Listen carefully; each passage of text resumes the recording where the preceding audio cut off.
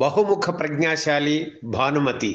ఆమె భర్త రామకృష్ణ కలిసి భరణి సంస్థను నెలకొల్పి తొలిసారిగా రత్నమాల చిత్రాన్ని నిర్మించారు. ఆ బ్యానర్పై వారు నిర్మించిన రెండవ చిత్రం లైలా మజ్ను. ఇందులో ఖైస్గా అక్కినేని, లైలాగా భానుమతి నటించారు.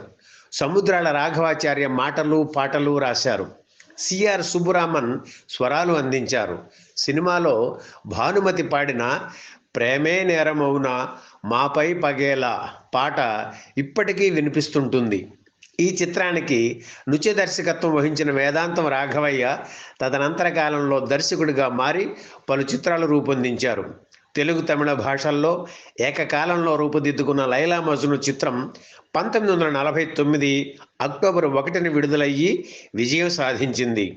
అప్పటి వరకు జానపద హీరోగా మాస్ ప్రేక్షకులను అలరించిన అక్కినేని తొలిసారిగా అద్భుతమైన ప్రేమికుడిగా నటించి పేరు తెచ్చుకున్నారు.